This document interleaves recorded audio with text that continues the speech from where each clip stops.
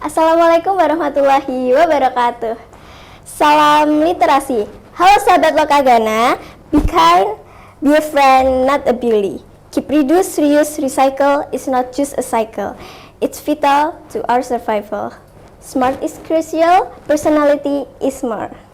Hai guys, kembali lagi di acara Ruang Alumni edisi EduTalk yang ke-9 tahun 2024. Perkenalkan, namaku Ara, aku sebagai host edisi Ruang Alumni EduTalk yang ke-9 tahun ini. Nah, habis ini kita bakal sharing terkait Fakultas Kedokteran Hewan yang ada di UGM. Nah, ini sebelumnya ada siapa dulu Kak? Boleh diperkenalkan nama, lulusan tahun berapa, sama semester berapa nih sekarang? Perkenalkan, aku Alia Dwita Melani, lulusan dari SMA 1 Sedayu tahun 2022 dan sekarang ada di FH UGM semester 5. Besok semester 6. Kalau boleh tahu nih Kak, semester 5 itu kesibukannya akhir-akhir ini tuh ngapain sih? Untuk kesibukan di akhir-akhir ini aku lagi membahas tentang KKN ya. Aku udah mulai prokeran KKN, terus setelah itu aku juga menunggu magang mandiri, sama aku udah mulai penelitian skripsi.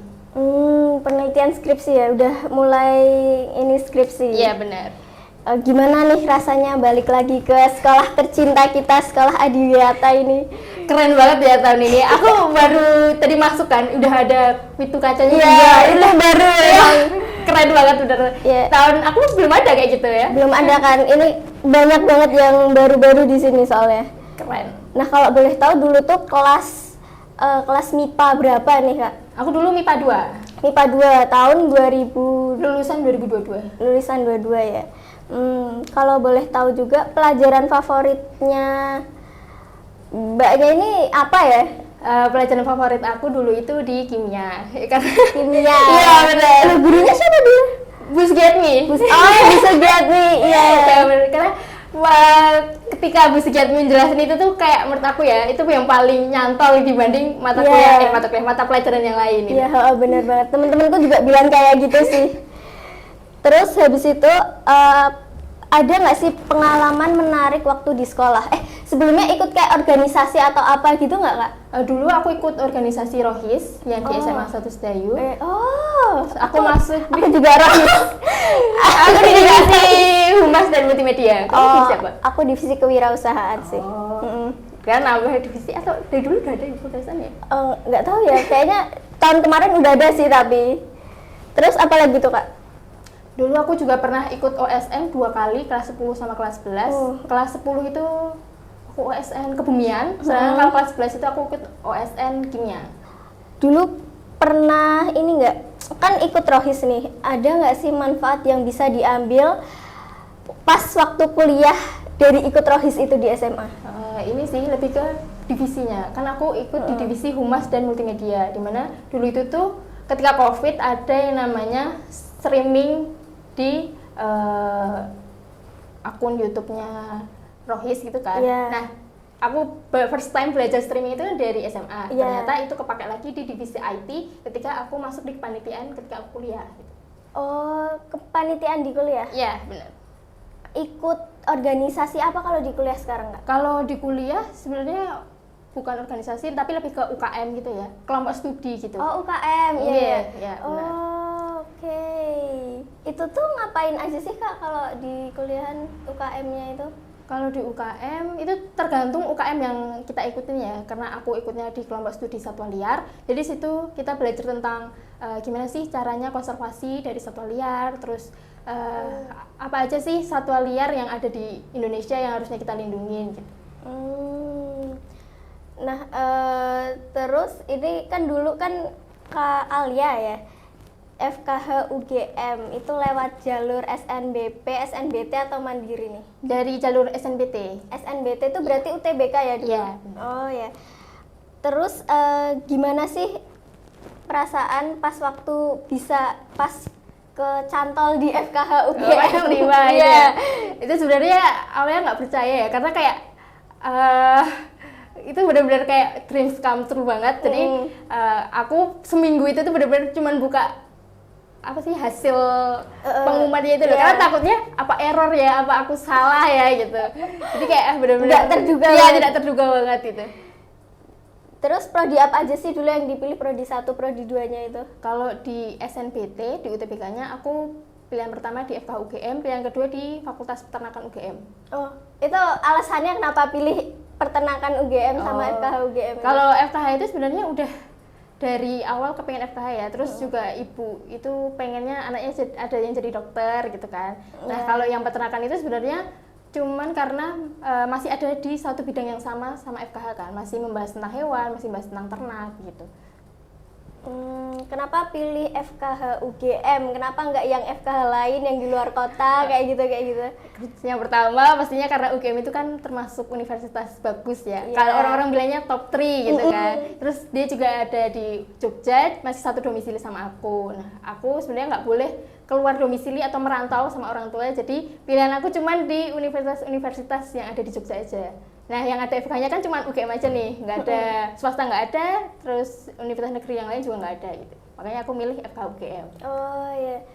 Dulu pas masuk SNBT kan, itu skornya berapa Kak? Kalau di tahun aku 630. 630, Iya. itu udah lumayan banget ya itu masuk sana?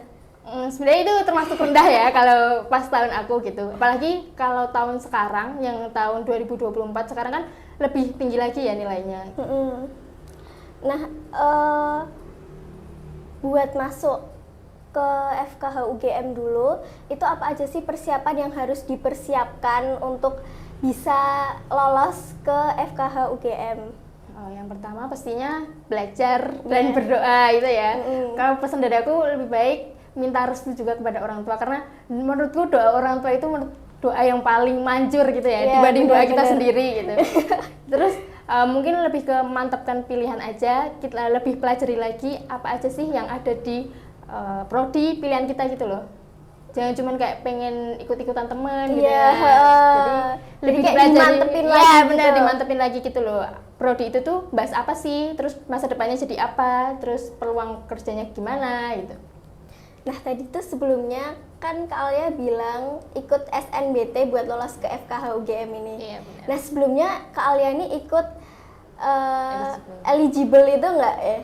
Kalau eligible aku alhamdulillah lolos ya, eligible. Terus aku di SNBP itu aku milih pilihan pertama di FKH UGM dan pilihan kedua di manajemen sumber daya akuatik pertanian di UGM juga itu. Itu alasannya kenapa tuh? Soalnya kan jauh banget dari FKH UGM ke manajemen sumber daya akuatik Yeah. ya. Sebenarnya kalau untuk pilihan dua ini tuh aku cuma nyari prodi yang nilainya di bawah FKH gitu loh. Nah, salah satunya di manajemen sumber daya akuatik gitu. Kalian ini kan eligible nih. Nah, apa sih strateginya biar kita sebagai adik kelas tuh juga bisa ikut menjadi eligible gitu? Kalau dari aku ya, kan dulu aku angkatan 2022, jadi dari eligible-nya itu tuh cuma dihitung di mata pelajaran utama aja, kayak bahasa Indonesia, bahasa Inggris, matematika, fisika, kimia, sama biologi. Kan cuma 6 mata pelajaran nih. Nah, aku tuh bener-bener menekankan prioritas nilai aku tuh di 6 mata pelajaran ini. Tapi bukan berarti aku kayak yang lain aku biarin aja tuh, enggak ya. Tapi kayak prioritas utama aja di 6 mata pelajaran dari kelas 1 sampai kelas 12 semester 1 gitu.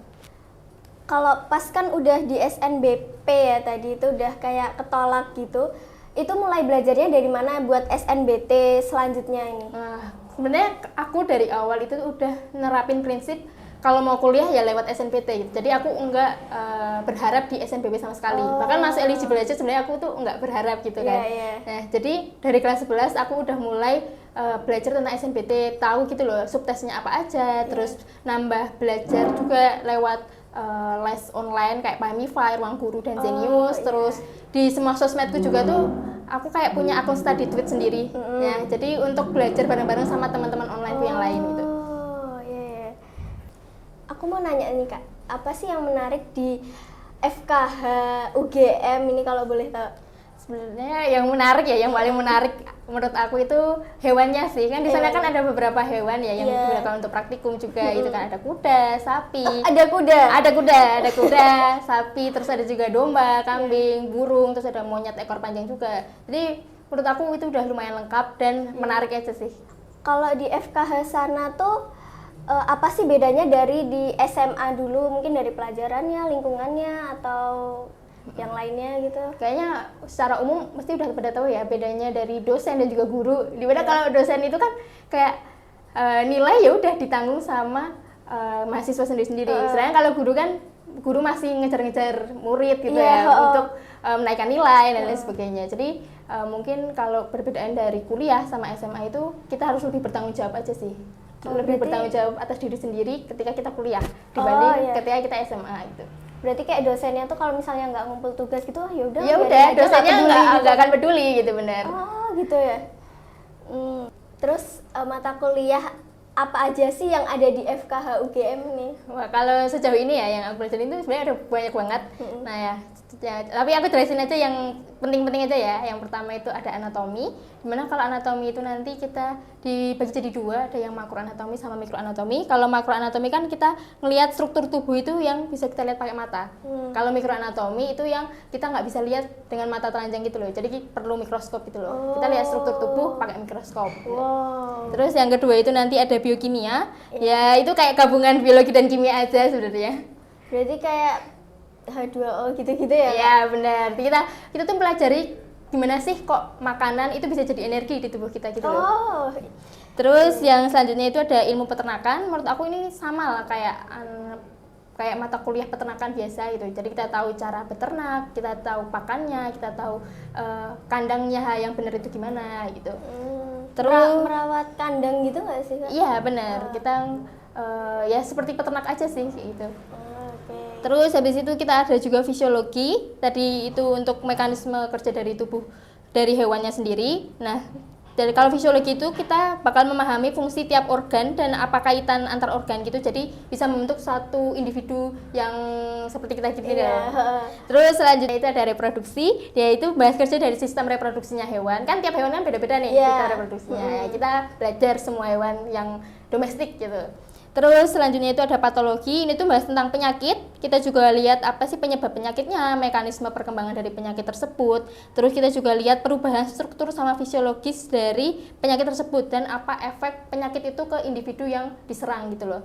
Nah, selanjutnya itu ada epidemiologi. Itu tuh kayak membahas tentang penyakit yang ada di populasi. Ya, kayak kalau COVID ya, itu belajarnya lewat epidemiologi gitu loh. COVID-nya itu menyebarnya di mana, di populasi yang mana gitu.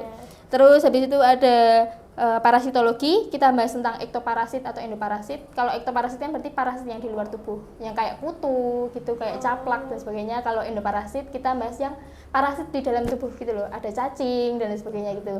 Nah, kalau selanjutnya itu ada mikrobiologi. Mikrobiologi itu kita bahas tentang bakteri, jamur dan juga virus gitu. Terus gimana sih cara mereka untuk menginfeksi ke hewan-hewan dan ke manusia gitu. Sama yang paling baru itu aku belajar tentang farmakologi. Jadi kita bahas tentang obat-obatan, terus efek obat dan kerja obat yang ada di dalam tubuh gitu.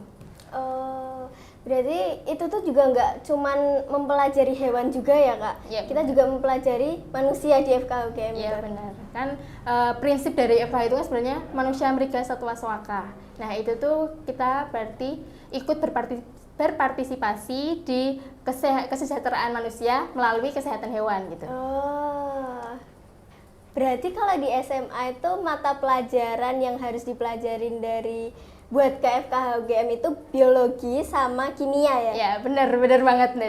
Kalian dari SMA itu harusnya udah paham gitu loh, biologi sama kimia itu harusnya udah tuntas gitu ya untuk lancar kuliah di FKH. Ada nggak matkul yang paling menarik buat Kak Alia ini di FKH itu?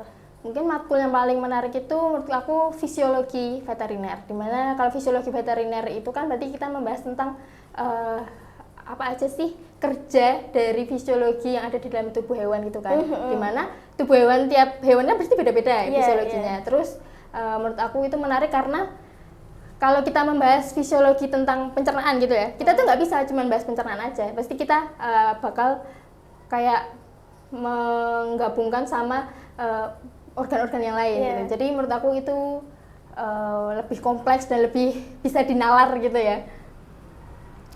Kalau di FKH nih, ada nggak sih mata kuliah paketan pemilihan baru di semester tuh juga berapa mata kuliah paketannya itu? Kalau mata kuliah paketan di FKH itu tuh ada di semester 1 dan 2 aja. Dan kalau semester 3 seterusnya sampai semester 8 itu kita udah mulai war KRS. Jadi kita sendiri yang nyari kelas yang mau kita tuju gitu. Oh ya itu gimana sih sistemnya kayak gitu Kak? Soalnya kan aku masih nggak tahu tuh ya kayak gitu paketan-paketannya itu. Kalau paketan itu berarti semua mahasiswa itu dapat SKS yang sama. Jadi tiap mahasiswa semester 1 dapat 20 SKS. Ya udah semuanya 20 SKS, semuanya matkulnya sama gitu. Kelasnya juga sama gitu kan. Sedangkan kalau udah mulai war itu tuh kita kalau di FK sendiri ya, kita tuh cuman milih kelasnya aja. Kayak kelasnya itu biasanya dibagi antara A atau B atau ada juga yang A B C D gitu. Itu paketan kayak per mata kuliah gitu? Per mata kuliah aja kita cari kelas yang kita mau gitu. Oh, jadi kayak nanti jadwalnya apa gitu ya? Bener ya. Oh alah, oke. Terus nih Kak, aku mau nanya, berapa laboratorium yang ada di FKH UGM? Sebenarnya kalau untuk jumlah pastinya kan aku kurang tahu ya gitu. Tapi kalau di FKH itu kan ada 12 departemen. Jadi setidaknya ada 12 laboratorium. Itu nanti ya ada anatomi, ada mikrobiologi, fisiologi, kesmalvet atau kesehatan masyarakat veteriner, ada farmakologi, ada patologi klinik, ada reproduksi dan obstetri, terus ada juga bedah dan radiologi, terus ada biokimia, parasitologi, sama ada ilmu penyakit dalam. Oh, itu praktikum per semesternya tuh ada apa aja Kak? Nah, kalau praktikum per semester itu sebenarnya beda-beda ya tiap semester. Cuman bedanya di ini, semester 1 kita ada 2 praktikum. Nah, semester 2 sampai semester 8 itu tiap semester itu ada 5 praktikum. Ada 5? Iya, kalau yang semester 1 itu tuh praktikumnya ada di makroanatomi sama ilmu peternakan umum dan kewirausahaan atau disingkatnya IPUK gitu.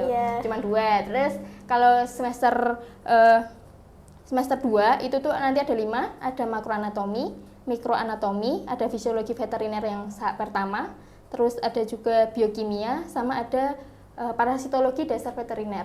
Nah, kalau yang semester 3 itu juga ada 5, itu ada anatomi terapan, ada mikroanatomi, ada fisiologi veteriner yang kedua, terus ada ilmu penyakit parasit veteriner, sama yang terakhir itu ada bakteriologi dan mikologi. Nah, kalau yang semester 4 itu nanti ada IPBM atau ilmu penyakit bakteri dan mikal, terus ada reproduksi, ada epidemiologi, terus ada juga patologi umum sama nutrisi klinik veteriner.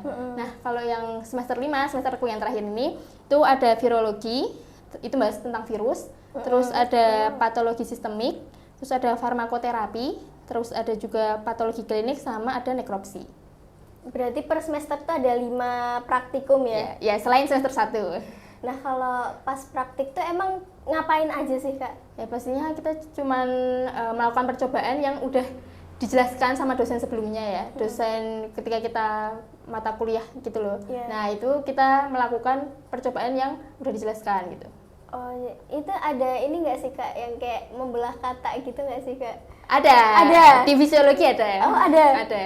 Itu tuh melajarin apa kalau membelah kata tuh biasanya? Kalau membelah kata itu tuh kita jadi kayak tahu gitu loh, fisiologi apa sih yang kerja di otak yang sama di tulang belakang. Ceritanya kayak kita menyakiti otak belakang gini. Nah, apa sih yang bisa kata itu lakuin ketika otak belakangnya itu udah rusak gitu. Nah, kita kayak gitu. Oke.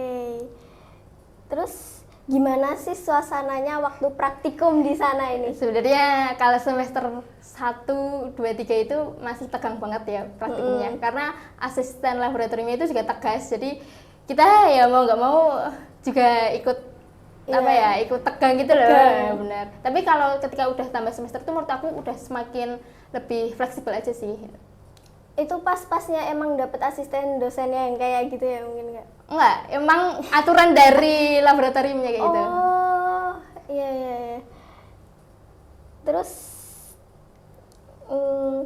capaian kompetisi apa aja sih dari seorang lulusan dokter hewan FKH UGM ini? Kalau capaian dari dokter hewan itu sebenarnya sama aja kayak dokter umum ataupun dokter gigi. Jadi kita pastinya harus udah bisa mendiagnosis suatu penyakit, kita harus udah tahu pengobatan apa yang harus kita lakukan. Terus kita juga tahu penunjang lainnya untuk menunjang kesembuhan dari pasien gitu loh.